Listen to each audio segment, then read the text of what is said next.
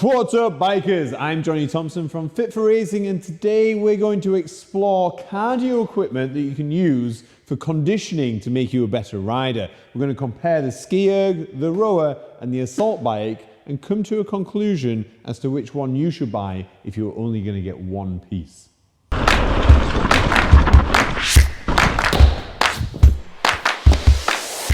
There are many pieces of equipment that you can buy to try and help you maintain or improve fitness to help you riding. Today we're going to look at some of the common ones, but we're actually going to exclude a turbo trainer. We're going to categorize that in a different category, and we will make a video on that specifically in the future. But for now we're looking at Concept 2, rowing machine and SkiErg, and the Assault Fitness assault bike. We're going to dissect each one, explain why they're good and how we would use them in conditioning. We're actually going to give you a workout at the end with all three as well, and we're going to come to a conclusion as to which one we suggest that you should buy if you were only going to buy one piece of equipment. We're going to start with the rowing machine. So this is probably the most common in most of the gyms that you find. The great thing about this is that most of them are the same, regardless of whether it's a new or an old model. The flywheel system and the monitors pretty much record the same. So if they're calibrated, you can ensure that they're all the same across the board. You could change gyms, buy one yourself, and be pretty similar on the resistance and the amount of energy in for the readings on meterage or calories.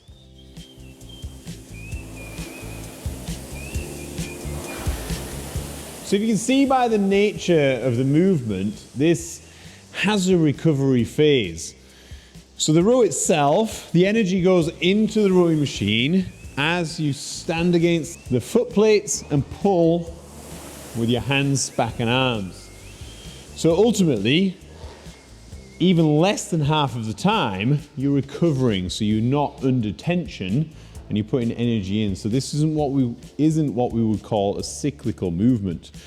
The benefits of the rower though, if you can see, is that we've got a big hinge going on in the hip. So the opening of the hip initiates the movement through the rower, and then mid, back and arms, rear delts to finish. So hips, then arms. So as a training tool for the posterior chain, this is pretty much exclusively glutes, hamstrings, back, rear delts, and biceps. So all of that pulling, which actually is the complete opposite to riding, where it's more of a press-up position and quad dominant movement.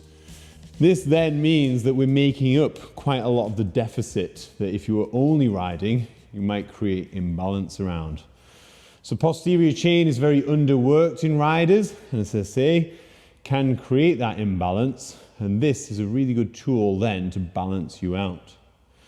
The programs are really good on here, so the metrics are great. You can go for pacing on your predicted 500 meters. You can also do calories, which is across the board on the Concept 2 machines similar. So you can do a recordable, repeatable metric that then you can create workouts around that are more engaging. And of course you can do meterage. So if you want to go crazy and put yourself a marathon on there, then you can watch the meters go down, and 2.5 hours later, you can achieve your goal. So you can extend it to a good endurance session. You can do shorter intervals, but not super short, the very intense stuff. I wouldn't recommend that on a Concept 2 rower.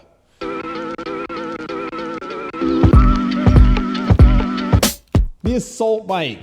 Now you see this on quite a lot of our content. It doesn't necessarily mean that we think it's the best piece of equipment. However, it's extremely good for the very short intensity workouts. Because of the nature of it compared to the SkiErg and the rower, it is cyclical. It is a bike. But if you take a look, it's not just legs, but arms as well. So the whole time I'm moving on this, If it's not my left side, it's my right side, and chopping and changing between pushing and pulling on both means there's absolutely no let up on it. Therefore, metabolically, a massively higher impact for the shorter intervals. So if I say I did a 6-second interval on here, I would know that I'd be working at 100% capacity throughout. If I did a 6-second interval on a rowing machine, then I would only be doing 3 pulls, and half of the time I wouldn't actually be putting any energy into the machine.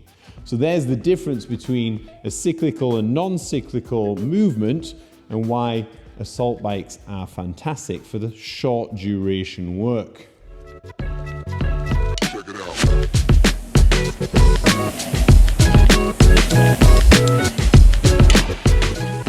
The SkiErg then, made by Concept 2, it has the same flywheel as the rowing machine, the same system that powers it, and the same screen. It's only a different movement to initiate the energy into that machine. So because it's a very upper body dominant movement, so you're hanging off, the power's a little bit different. So you might see that on the rowing machine, because you're using your biggest muscles, it's a big push of the legs, that you might be more efficient doing 20 calories on the rowing machine than 20 calories on the SkiErg. However, they're very relatable in that sense that you can compare calories between them and the assault bike. So the SkiErg is probably something that you see less of in gyms, but more than ever because of the efficacy of them. If you look at the movement itself, like the rowing machine, it is a non-cyclical movement. So you have a recovery phase where you stand, and probably like the rowing machine, it's more efficient to spend less than half the time putting energy into the machine. It's good for sprints, probably better than the rower, but not as good as the assault bike. Because of the nature of standing up, if you're really going hard on it, you can do 10-second sprints and it can be very impactful. The benefit of this is that it actually works muscles that you wouldn't expect in the triceps and lats, and certainly the core. Although we wouldn't want to do it too often because we're in this sagittal plane, just doing standing crunches basically, and then back extensions that in a poor position can create some funkiness around the hip. But as a tool in your arsenal of cardio equipment, the SkiErg's fantastic.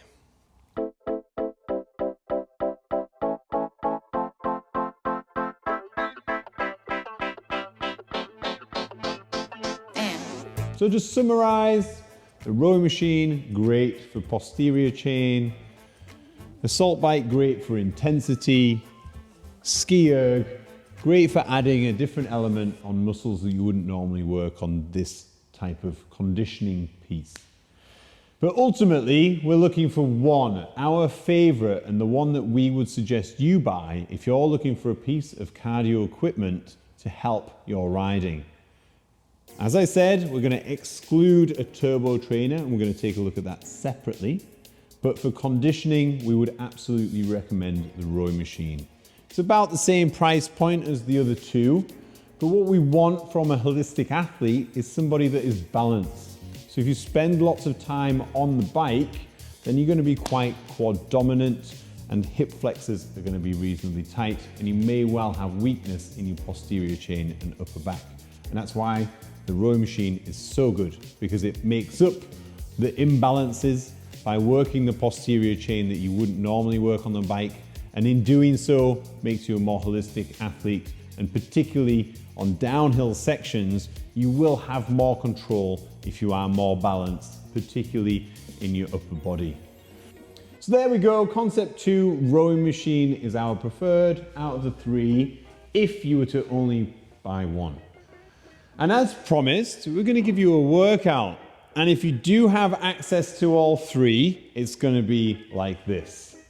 45 seconds, as hard as you can, on one piece of equipment, and then 15 seconds off, where you're going to transition to the next. Then 45 seconds on, 15 seconds off, 45 seconds on, 15 seconds off, and so on. Because actually, if you have access to all three, that's going to be better than any individual one for this type of workout, because we get to work different body parts. So what we're doing is chasing the body around, so you're not down to the muscular endurance in a particular muscle group. We're actually swapping, so then we get extra cardio benefits and not just at the mercy of those aching muscles using the same type of movement. But if you don't have access to all three, you can do it on 2 or 1, or even get off the rowing machine and do a run or a turbo trainer. So just mix it up and use as much as you have access to. The most important thing is that you're actually doing something to contribute to your fitness just beyond riding your bike. It makes you a better athlete all around, and you'll sure feel the difference when you go out for your next ride.